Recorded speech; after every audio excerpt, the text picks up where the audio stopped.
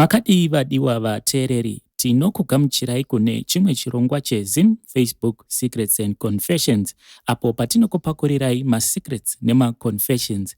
Regai tibva tapinda muconfession yedu yekutanga muzuva ranhasi. Hanzi makadii mukomanashi, ini ndiri musikana ane makore 24 ekuberekwa. Vabereki vangu vakati vashaika ndikatorwa nasekuru, hanzvadzi yaamai vangu nemudzimai wavo. Vakazotanga kugara neni kumba kwavo. Takagara kwechinguva kusvikira sekuru naambuya vazowana basa. Vakati vawana basa, then vakabva vandisiya ndichigara ndega pamba pavo. Ndasara ndichigara ndega kudaro, ndakazotanga kuona kuti pamba apa pane mamwe mamovements aiitika andainge ndisinganzwisisi. Ndaiti kana ndakarara, ndainzwa sekunge kuti kukitchen kwaiva nemunhu ari kubika. Then panze, ndainzwa sekunge pane munhu ari kuvhura mataps. Mazuva ekutanga ndaifunga kuti maybe munhuwo ari kuda kungondityikitidzira. But ndaizoti kana ndamuka makuseni, ndomuka ndichitarisa pachivanze kuti hapana here matsimba evanhu vaifamba usiku, asi ndaiona kuti panenge pasina kana matsimba. Zvinhu izvi zvakazoti zvichingoramba zvichiitika, ndakazoudza vamwe amai vepanext door. Amai ava vepanext door vakazondiudza kuti zveshuwa pamba apa hapana kana roja raikwanisa kupedza mwedzi richigara pamba ipapo. Iniwo ndakazoudza sekuru vangu kuti sekuru, kuno kumba pane zvimwe zvinhu zviri kuitika zvandisinganzwisisi, asi sekuru vakati usatya, everything is going to be okay. Zvinhu izvi zvaisaitika nguva dzose, asi zvaiti zvikatanga kuitika zvaikwanisa kutanga kuma 8 p.m. kunosvika kuma 12 a.m. zvobva zvapera. Pakazouya umwe musikana akati iye anoda room yekurenta. Musikana uyu aiva student pane imwe college. Ini handina kumbobvira ndamuudza chokwadi kuti pamba pano pane zviripo, nekuti ndainge ndatofara kuti ndawana munhu wekugara naye. Asi takangoti tagara about 2 or 3 days, musikana uyu akabva atanga kutaura kuti ini each and every night ndiri kuita kunge ndiri kurota ndichiona vanhukadzi 4 nevanhurume 2 vachitenderera imba ino. Umwe neumwe wavo anenge akabata hari. Akati iye hari idzi dzinenge dzichiita kunge dziri kupfungaira chiutsi. Musikana uyu haana kuzogara mazuva 2 ndokubva atuta zvinhu zvake achiita kunge ari kumhanyiswa. Pakazouya vamwe gogo. Ava gogo ava vaiita zvechivanhu. Gogo ava ndakazotanga kugara navo, asi kana pasina nguva gogo ava vakabva vatanga kutaura kuti pano pamba pakarema, uyezve vakatanga kutaura ivo vachiti pano pamba usiku woga woga ndiri kuona vanhu ava vanotenderera imba ino vachitaura nechimwe chirudzi chandisinganzwisisi. Vakati ivo mumwe wevanhu ava fesi yake inenge yakaita red se yakapendwa neropa. Gogo ava vakazotama, ndikasara zvekare ndava kugara ndega. Ndakati ndava kugara ndega kudaro, matambudziko angu akabva anyanyisa. Ndaiti kana ndamuka makuseni, mazamu angu anenge achirwadza kuita kunge munhu arara achiyamwisa. Ndakatanga zvekare kurota ndichiita bonde nemunhurume, but murume uyu fesi yake yaityisa kuitarisa. So there was a time pakazodzoka sekuru vangu, hanzvadzi yaamai vangu. Vakati ivo vainge vakumbira off kubasa kuti vauye kuzoona kuti ndiri safe here. Takazogara ini nasekuru wangu, ndikaona kuti sekuru vangu vakazotanga kuita kamwe kasystem kaisafadza. Vaiti dzimwe nguva vaifamba mumba vakashama. So ini ndainge ndoti kana ndikapedza kusuka nekuita mabasa ose epamba, ndobva ndanogara hangu panze ndichichema, nekuti ndaitanga kufunga kuti dzimwe nguva dai ndaiziva hangu kune hama dzababa vangu, ndaikwanisa hangu ndoenda ikoko.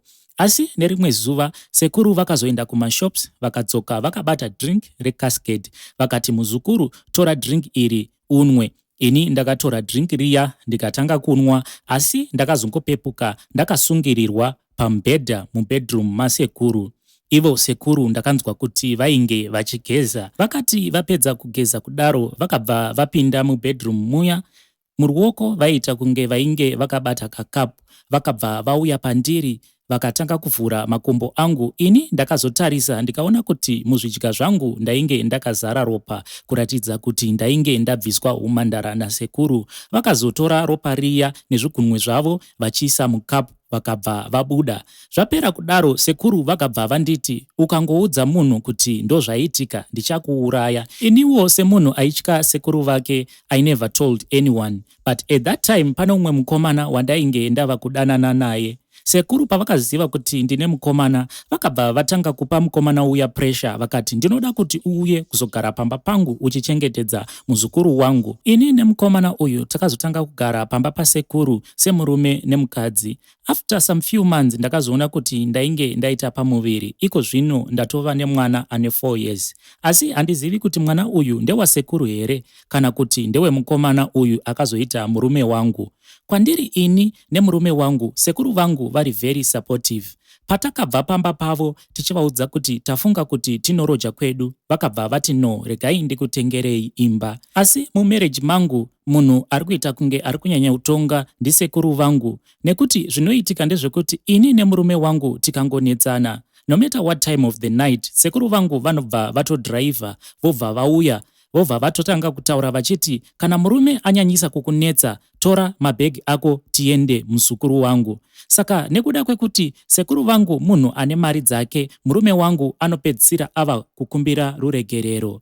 Dambudziko randiri kusangana naro nderekuti pose pandinoita bonde nemurume wangu, ndinoona fesi yake ichiita kunge iri kuchinja-chinja, yobva yaita seyasekuru vangu. Uyezve dzimwe nguva ndinorota ndichiyamwisa zvimwe zvinhu zvakaita kunge zvimupurwa.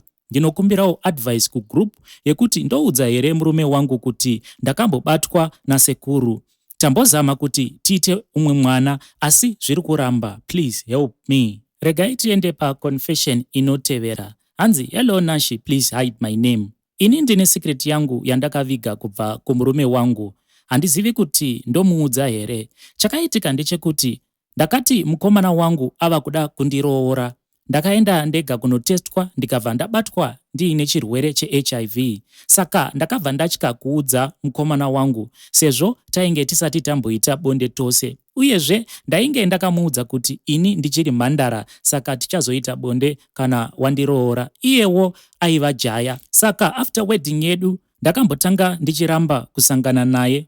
Asi ndakazobvuma pandainge ndiri kumaperiods, ndichiitira kuti ndiite semunhu ableeder. Iyewo murume wangu hapana kana chaakasuspekta.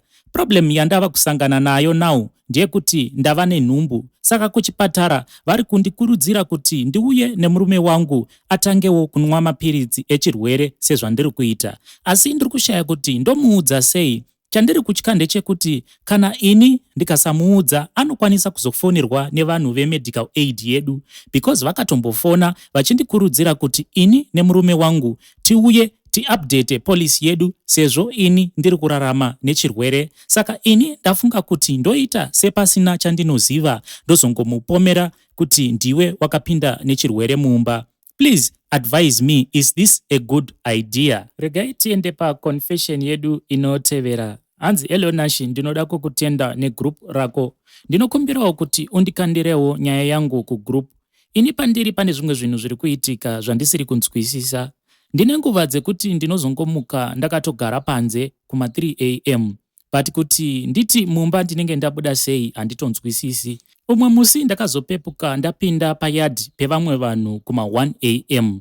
But chakandinetsa ndechekuti pamba apa pandainge ndapinda pane imbwa dzinoruma zvisingaiti, asi dzaitova dzakarara kusvikira ndazobva pamba apa. Ndakazoti ndava muroad, ndakavhunduka kuti muruoko rwangu ndainge ndakaisa ivhu mune kamwe kadina plate, zvichiratidza kuti ivhu iri ndainge ndarinokora pamba apa. Chimwe chinhu ndechekuti pandinozodzokera mumba murume wangu anenge akatofa nehope, but door ndotosvika rakavhurika. Asi chinondinetsa ndechekuti lock yepadoor inenge ichirakidza kuti door iri rakakiyiwa. Zvobva zvaita as if kubuda kwandaita ndinenge ndaita zvekugwejenura door, asi ndikatarira door rinenge risina parinorakidza kuti ragwejenurwa. Asi ini kunyange munhu akandibvunza handitozivi kuti mumba macho ndinenge ndabuda sei.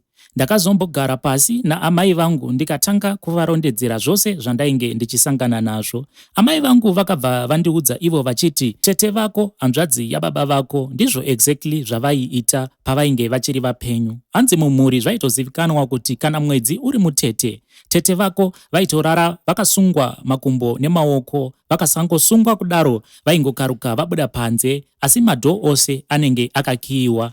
Ndinokumbirawo kuziva kuti zvinhu izvi ndingazvipedzawo sei. Ndinoda kuziva kuti kune medical condition here yakadai, because ini ndinonamata, handitendi muzvinhu zvechivanhu, but I have prayed and prayed, but it keeps getting worse. Please post for me as Heidi. Vadiwa vateereri, ndiwo ma-secrets nema-confessions atanga tinawo muzuva ranhasi. If you are single and you want to mingle, ndinongokukurudzira kuti inbox me on Facebook. You can search for me Nashi Boy, then wobva wandiudza kuti munhu wauri kutsvaka akamira sei, wobva wandipa information yako, tinobva taposta kugroup redu. Maybe you might be lucky and you will find yourself someone to mingle with. Until we meet again, tongoti happy secrets and confessions.